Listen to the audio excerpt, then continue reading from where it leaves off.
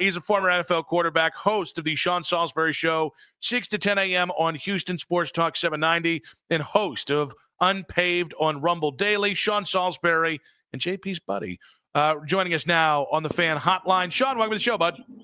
It's great to talk to you guys, JP. Good to talk to you. Same with you, my man. And I'll tell you this while we're at it, Nick and I am headed in a baseball cap after I'm done with you guys, and golf shoes and golf clothes. So yes, cowboy hat, yes, cowboy boots, but I'm attacking the flagstick today, fellas. So I can't wait. There you go. I love that, Sean. I've gotten into golf in the past. COVID got me into golf, and my big regret is I didn't do it when in Houston with you, because we could have hit up the courses all the time. I love the sport now. We'll have a great makeup call, brother. You don't have to pick me twice to play golf anymore. I'm all in, so I look forward to it. Love it. Absolutely love it. All right, Sean, we got some issues here in Cleveland. We don't have a starting quarterback, although it seems like Joe Flacco will be the week one starter, which I enjoy. But take me through how you feel this quarterback process should go with the Browns and how it currently looks, and throw some Shedeur in there as well. Well, if you have 8, you don't have 1. Yeah, we got a whole bunch of names, right? And guys who have put up some good football at different parts of their career, college and the NFL. I think what you're waiting for is somebody, and it's obviously we played one preseason game, and you guys are there seeing it every day. I'm much bigger on what goes on daily, guys, on the practice field and in the meetings, the grind of every day of 10 installs, 4 new runs, 3 new coverages. How do you handle it? Take it to the practice field, take it to the game. The game is validation for what we've seen. And just going back to the last game, obviously with all the hype surrounding what Shedeur did, you don't have to root for somebody's failure to be an honest analysis. I thought he played good football. Now, I know all the hype that surrounds, there's things that got to be fixed, but for one game, with all he had to do, the decisions, I'm not worried about the result of the game. I'm worried about how he got to it. I thought that he did a great job down in the red zone. I thought his eyes were in the right place, and the touch throw on the first touchdown. I love the second one. Now, just all you got to do is take what he did and take what Anthony Richardson did in Indianapolis, who's a third-year guy. He gets hit on a hot read blitz, looking to a place he should have never looked, been in the league 3 years. Shedeur's head goes left on the second touchdown pass. He doesn't like it. Sidesteps to the right, doesn't just run to trouble. Sidesteps, resets, doesn't like the second one, and then Van hits the third one on a late crosser dig for the touchdown and protected the receiver. It's those little things. He could have thrown the ball away on the one where he scrambled and take the sack but stepped out of bounds. I get that. But I saw of a guy, if that's the guy you're seeing every day in practice, there's something to love. So I took something away from it. As far as who I'd start today, of course it's a guy who can handle pressure, still throws it, has seen a ton of football. Now it's going to be Joe's job, meaning Flacco, to handle the job. But what's going to go on in the next couple of weeks, don't judge him just from what you see on our TV in a preseason game. It's all the other stuff. How are the coaches putting them in, reps, and what do the reps look like? And I don't mean chart and throws every single day like we see sometimes on social media. It's a lot of the simple stuff. Does the team rally? Do guys play different? Do those guys elevate? So for me, it's Flacco to start, but it's obviously you guys know better than I being there. This isn't one where you're going to say, hey, man, this is a no-brainer. Joe's either going to play his way into it and keep it, or Joe's going to play his way out of it, and somebody else is going to get a chance, and that's going to be one of the other 3 or 4 cats, obviously, with Deshaun out, whoever's going to get it. I did like Shedeur Sanders' first game progress. Now, it gets tougher. It'll get tougher as the season goes on, preseason and the regular season. If he would have struggled, I wouldn't say bury him, the guy can't play. We do too much hot take stuff around the country of, this guy can't play. Yet when they see him that he can play, people want to make an excuse. Well, it's only preseason. If you love him, you'll make the excuse that he should be the starter. So it's a grind, man, and it's the daily practice grind. Those coaches aren't stupid. Stefanski's seen a lot of football, but from Shedeur to start, I thought it was good progress. He's not ready to start the regular season, though. That'll go to Flacco unless something changes drastically between now and then. Sean, coming off the Watson failure, coming off 3-14, this is year 6 of Stefanski and Barry. In your opinion, what is this season about for the Cleveland Browns? I don't think we should be hall passing them. I don't. I know their $230 million quarterback is hurt, but the $230 million quarterback has not played good football on a consistent basis while he's been paid $230 million.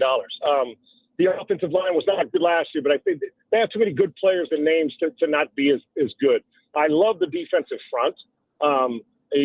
Obviously, it'll come down to this, guys. How physical are they, and how many plays does the quarterback make?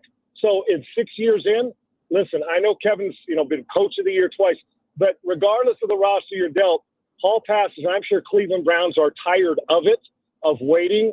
And this is a brutal division. Hell, the quarterback play alone is like, oh my gosh, we got to deal with that guy, and that cat, and this cat. So it's going to take some really, really, put it this way. I always say this about baseball is that when all the guys like on the Astros this year, when all these injuries, you got to have somebody have an out-of-body experience or have a career year that you didn't expect. Well, Jake Myers was having one. We've seen guys have one. Pena's having one there, a game and a half in front of first place. Same thing with Cleveland. I don't know who it's going to be, whether it's the quarterback, whether it's the run game, whether it's the secondary steps up and elevates their front seven, takes it to even another level because we know who Garrett is. But this team, I don't think you can go away and say, man, they're 7-10. That's a win. I think the seed is fairly warm, and I'm a Kevin Stefanski. I think he's a good coach. And Andrew Berry deserves some pressure on this too. You got to be watching him. There's been some decisions that have been made on him that he's not above evaluation. So this is a division. And if you're a Cleveland Browns fan, if you settle for fourth place, then you should clean house. Even though it's a tough division, it's a good division, and the Browns have good players. But that quarterback position's got to get solved. And I feel for him because the guy that looked like he was a player is now a major player in Tampa at that position. John, when it comes to quarterbacks, I don't know that there's anybody that taught me more about quarterbacks and how to evaluate and how to figure out who you like and don't like than yourself. So I'm dying to find out. Now, I'll let you in. We've seen practices. We've been out in Berea. Dillon Gabriel has had some awful days, just some absolutely awful days. And the Browns continue to tell us he's like a computer processing whiz. Like what we don't see, he's great at. He might start Saturday. He's been dealing with an injury. But you watch more college football than anybody I know. When you watch him play in college and then what you've seen so far in limited times and maybe clips here and there, what do the Browns have in Dillon Gabriel? That is such a great description, honestly. Here's how I feel about it. Played a lot of college football at a couple places, right? So we know he's experienced there, but Sundays are different than Saturdays. You know who it reminds me of? I swear to you, and I didn't anticipate this question, but I'm so glad you asked it. I played with Jim McMahon. And Jimmy at the point in Minnesota, now I'm not comparing Gabriel to McMahon, but the similarities about what we're talking about are as real as it gets. When I watch Dillon Gabriel play, I think of physically a bit limited, not an overpowering arm, but a gamer. Always been that way. Somehow, some way. I picture him just like Jimmy Mack was a horrible practice player. He'd come to me and say, hey, kid, I'm not practicing today. You got to go and get all the reps, and it's 100 degrees out. And you're like, I'm going to kill you when we drink a beer after practice, right? But the game showed up, and Mac just knew how to make a play. 3rd and 3, he'd get 4. 3rd and 17, 18. And the players responded to him. And if you watch Jim in practice from the naked eye, like we are, like you guys from a distance or on the sideline, it's like, damn, ball's wobbly. He missed that throw, inaccurate. And I know that's all you got to judge. And Jim obviously been in the league longer than Gabriel, but the similarities of, man, bad practice player. I'd rather have a gamer, as long as you know what you're getting, than a guy who's a practice All-American. But on Sundays, Jim showed up and played his ass off. Gabriel in college, same way. I would imagine at Oregon and on the practice field, at least when he first got there, that I'm sure he went through it, even though he was had played 3 or 4 years of college when he got there.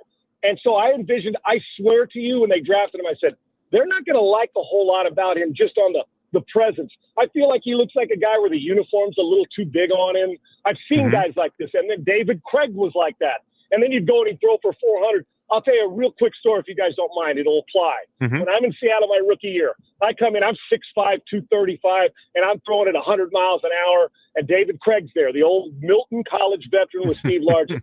We're warming up in our first practice. And I looked at a rookie wide receiver. I'm a rookie. I looked at him and said, I'm beating him out. The helmet looked like it didn't fit. The jersey was too big. The pants, you could look like he dropped trow and dropped it like he needed to go to the ref. All that, nothing fit. Well, we got to 7-on-7 and team drill. And by the end of it, this is in the same practice now. I looked at the same guy and I said, I ain't beating him out.